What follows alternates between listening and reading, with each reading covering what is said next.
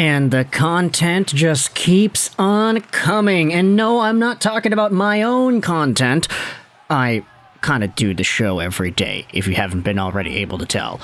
But I'm talking about the fourth period's content, because this article posted by David Pagnotta from yesterday, What the Canuck is Going On in Vancouver, firstly, nice title, but secondly, there are so many tidbits of information from this article that I'm not even going to go out there and dive into all of it in this video. I wanted to just drag it out a little bit because, you know, as a YouTuber who makes videos reacting to some of the news and stuff that comes out online and in the hockey world, I kind of have my own responsibilities to help self-preserve my channel and everything, so burning through all the available video topics in one day is not necessarily the smartest thing to do. So even though there are literally like 3 or 4 videos that we can make from this one article, we are going to be making one of those 4. So I apologize for anybody who has been wanting to get the scoop yourselves, but hey, big shout out to you because you can go out there and read this article in your own time. So let's dive into what David Pagnotta talks about with the Vancouver Canucks. Essentially, this article opens up with some updates on the P.D. Miller situation.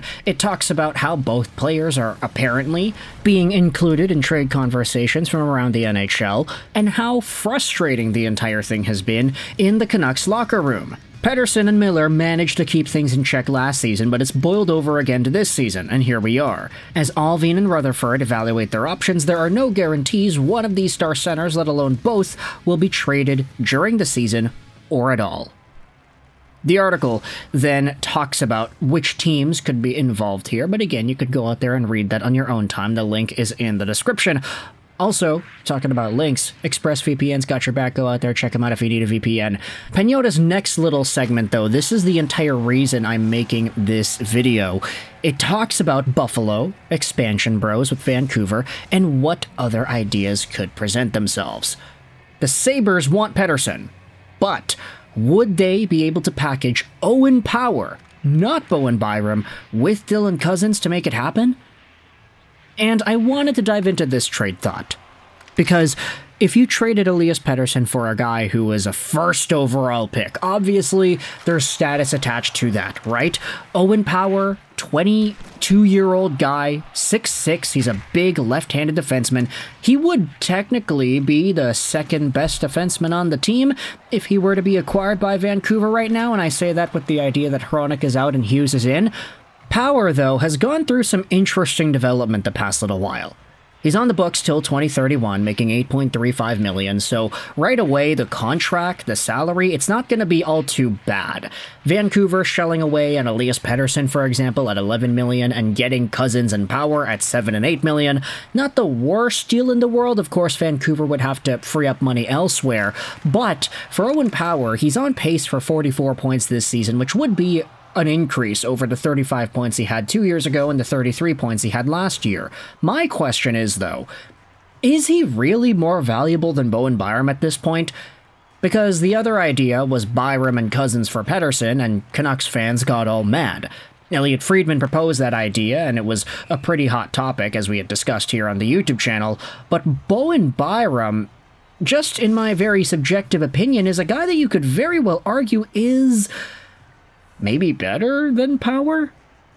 And when you think about age, I mean, Owen Power, first overall 2021. Bowen Byram was fourth overall in 2019. The age difference is only 2 years, and because Power was actually a 2002 born, the true difference is only 1 year. Bo Byram is already a Stanley Cup champion, and he's got 22 points in 41 games played this season, on pace for 44 points as well. The thing is, though, when Rasmus Dahlin was injured, the number one guy that they turned to in Buffalo to be everything that they needed Dahlin to be was Bowen Byram. It wasn't necessarily Power, and that's the thing. You can say that, oh yeah, the development of Dahlin was fantastic. He was first overall 2018, and now he's one of the best defensemen in the NHL. He had just returned to Buffalo, and he is dominating worlds once again. Owen Power could be doing the same thing in a couple of years. But, I don't know, man, it's hard to depart from that idea of Bowen Byram. I think I've made it very clear that I really like this player, especially, I guess it's biased because of the fact that he is from Cranbrook, BC, so he is a local guy. I guess it also plays into it because he did play for Vancouver, the Giants that is, in the WHL, but still, Is Owen Power's value that much higher than Byram, that this trade idea is one that appeases Canucks fans more than Byram for Cozens? Byram also, his contract expires at the end of this season. He's making $3.8 million a year. Owen Power, as we had said, he's on the books with an $8 million AAV till the end of 2031. So if you wanted to talk about financials, okay, Owen Power has the potential to fulfill his whatever first overall status, maybe be a top 2 defenseman at some point in the near future, and if he does that, his $8 million is going to look like a steal. Bowen Byram, on the other hand, and this is, I think, the biggest negative against him, is that you're going to have to give him a new contract now. And because he's already exhibited he can play like a top 2 defenseman now, what exactly does that dollar amount approach to? The cap is rising, and players are starting to get more money now than ever before. So if Bowen Byram ends up getting something more than what Owen Power is making, I honestly wouldn't be too surprised. The question just is, though, for Buffalo, do you want to have however many defensemen making so much money on your back end? I mean, it's not a bad thing to have good players, obviously, but with Rasmus Dahlin making 11, Owen Power making 8, already Matthias Samuelsson signed on till 2030 making 4, do you want to give Bowen Byram 7, 8, something, $9 million as well? That's kind of the question there. At least with Power, you're already locked in. And this is the thing here when it comes to these longer-term deals. We had seen it with Quinn Hughes, we had seen it with Draisaitl, we're seeing it with Jack Hughes, we saw it with McKinnon. If the young guy is able to outperform that contract within the first 2 or 3 years of it being signed, then all of a sudden you're looking at the rest of the contract being a huge steal. And for Owen Power, while I definitely do have my doubts, there is a potential ceiling of his that does see him being a top 2, 25-plus minute-a-night defenseman that can play on the right side, by the way.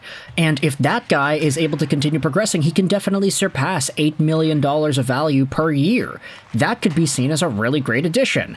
It's just, for me, I kind of prefer Bowen Byram's playstyle. I like him a little bit more than I do Power, and longer term, I think that Byram is a lot more likely to hit his ceiling than Power is to hit his. Not necessarily because Byram has a higher ceiling. I do think Power has the highest ceiling of the two. It's just Power is such a big, lanky, strong defenseman that his ceiling is a lot more unique and one that we don't usually see out of players that play in this league nowadays. So while Bowen Byram plays more of a mold that is fitting to the modern NHL game, there definitely are reasons to be concerned about trading for him, which revolve around the contract and the certainty here. If you're uncertain as to Owen Power's long-term projectability, then okay, maybe it would be a little bit better to err on the side of caution, but if you are fully on the Owen Power train, you fully believe this guy can be that top 2 force of a wrecking ball defenseman, everything that you wanted out of a big, strong skating, puck-moving guy. If you think that he can fully become that, then I want you to let me know your thoughts in the comments. Would you make this trade Power and Cozens for Elias Pettersson? Obviously, we haven't talked about Cozens in the entire video so far. I just wanted to compare Power to Byram, but ultimately, this is the dilemma that you're going to have in Buffalo when you have so many young, good defensemen that are potentially stepping on each other's toes if you wanted to talk about long-term projectability and lineup decisions. So, is Elias Pettersson the target that you go for if you're Buffalo? Do you give up a Power or a Byram plus a Cozens to make it happen? Canucks fans, Sabres fans, let me know in the comments. What do you think? I hope you enjoyed this video. 9 and bye.